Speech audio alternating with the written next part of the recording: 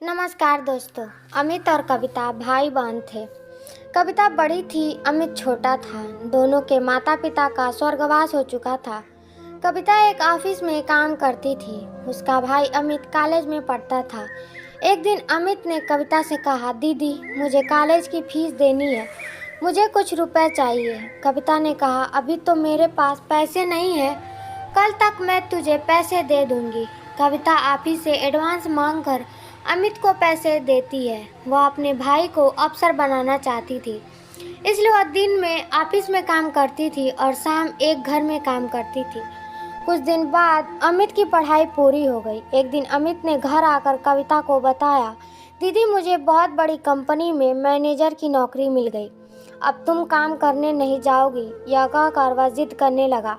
हार कर कविता मान गई और उसने काम करना छोड़ दिया। अब वह केवल घर संभालती थी। ऐसे ही समय बीत रहा था। एक दिन अमित ने कहा, दीदी मैंने कुछ रुपए जोड़ दिए हैं, अब मैं आपकी शादी करना चाहता हूँ। यह सुनकर कविता ने कहा, नहीं भाई, पहले मैं तेरी शादी करूँगी, जब घर संभालने वाली आ जाएगी तो मैं भी शादी कर लूँगी। कविता ने एक अच्छी सी लड़की देखकर अमित की शादी कर दी। अलका को भाभी के रूप में पाकर कविता बहुत खुश हो रही थी। धीरे धीरे अलका ने पूरा घर संभाल लिया। तीनों बहुत खुशी से रह रहे थे। एक दिन अलका की माँ अलका से मिलने आई। उन्हें कविता शुरू से ही पसंद नहीं थी। मौका पाकर उसने अलका से कहा, तेरी ननद शादी नहीं करना चाहती है, यह तो जीवन भर तेरे पति की कमाई पर ऐश करना चाहती है, तू बहुत सीधी है। यह सुनकर अलका ने कहा, माँ तुम बेकार की बात कर रही हो, अमित इनके लिए लड़का देख रहे हैं, जैसे मिल जाएगा शादी हो जाएगी। लेकिन अलका की माँ ने कहा, बेटी तू नहीं समझेगी, यह तेरे को कभी नहीं चैन से रहने देगी।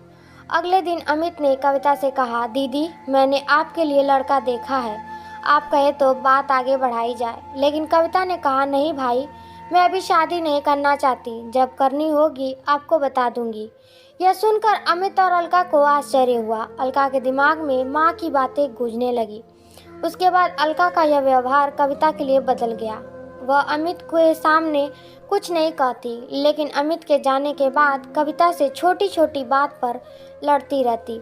एक दिन कविता कहीं गई थी। अकेले में अलका ने अमित से कहा, दीदी शादी क्यों नहीं करना चाहती, कहीं ऐसा तो नहीं तुम्हारी बहन हमेशा हमारे ऊपर बोझ बनकर बैठी रहे। यह सुनकर अमित को बहुत गुस्सा आया।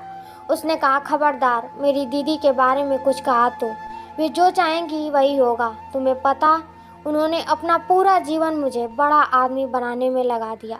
अलका को समझ आ गया कि अमित उसकी बात कभी नहीं सुनेगा। उसने अपनी ननद को रास्ते से हटाने के लिए एक तरकीब सोची। एक दिन अलका ने कविता से कहा, दीदी काफ़ी दिनों से मैं कहीं बाहर नहीं गई हूँ, कल हम मंदिर चलते हैं। यह सुनकर कविता बहुत खुश हुई। अगले दिन दोनों मंदिर में पहुंच जाती हैं। मंदिर में पूजा करने के बाद अलका कविता को प्रसाद देती है। उसने प्रसाद में कुछ मिला रखा था। प्रसाद खाकर कविता बेहोश हो जाती है। अलका उसे छोड़कर घर वापस आ जाती है। उसे लगता है जहर मिले प्रसाद से कुछ देर में कविता मर जाएगी। कुछ देर बाद कविता को होश आता है, लेकिन वह अपनी पिछली जिंदगी भूल गई। वह मंदिर में बैठकर रोने लगती है। शाम को जब अमित घर वापस आकर अलका से कविता के बारे में पूछता है तो अलका कहती है, दीदी तीर्थ यात्रा पर गई हैं, कुछ दिनों में वापस आ जाएंगी। तब अमित कहता है, दीदी मुझे बगैर बताए अचानक कैसे चली गई। वह परेशान हो जाता है, लेकिन अलका उसे समझाकर शांत कर देती है। इधर कविता को उसी मंदिर के पुजारी मंदिर में स्थान दे देते हैं। वह दिन रात मंदिर में सेवा करने लगती है। मंदिर के सभी भक्त और पुजारी कविता का बहुत ध्यान रखते थे। ऐसे ही समय बीत रहा था, लेकिन कविता को पिछला कुछ याद नहीं आ रहा था। काफ़ी दिन बीत जाने पर अमित कविता को ढूंढने निकल गया। वह कविता को ढूंढता रहा, लेकिन कविता कहीं नहीं मिली। एक दिन वह थक कर उसी मंदिर में एक पेड़ के नीचे बैठा था। तभी वहाँ कविता आई। उसने कहा, भैया मंदिर में भंडारा शुरू हो रहा, आप भी बैठकर भोजन कर लीजिए।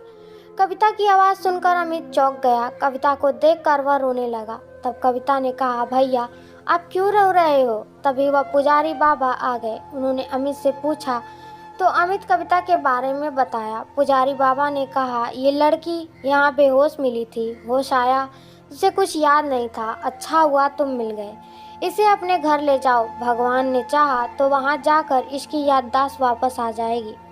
अमित ने कविता को चलने के लिए कहा तो वह रोने लगी और जाने से मना कर दिया, लेकिन अमित जिद कर रहा था। तब कविता ने कहा, भाई मुझे सब कुछ याद है, लेकिन मैंने जानबूझकर नाटक किया ताकि तुम और भाभी मेरे बिना खुश रह सको। भाभी को मेरा घर में रहना पसंद नहीं, इसीलिए अब मैं उस घर में नहीं जाना चाहती। यह सुनकर अमित रोने लगा और कविता से बोला, दीदी अगर आप घर नहीं चलोगी तो मैं भी यहीं रहूँगा। उसकी बातें सुनकर कविता घर आने के लिए तैयार हो गई, लेकिन उसने अमित से कहा, मेरी एक शर्त है, तुम भाभी पर गुस्सा नहीं करोगे। अमित मान गया और कविता को लेकर घर आ गया। कविता को देखकर अलका सहम गई, वह रोने लगी और उसने अमित और कविता से माफ़ी मांगी। कविता के कहने पर अमित ने उसे माफ़ कर दिया। कुछ दिन बाद कविता ने शादी कर ली और अपने ससुराल विदा हो गई। आई होप आप लोग को ये स्टोरी पसंद आई हो, तो वीडियो को लाइक और चैनल को सब्सक्राइब करके बेल आइकन ज़रूर दबाएं ताकि हमारी नोटिफिकेशन आपको मिलती रहे। Thank you, bye.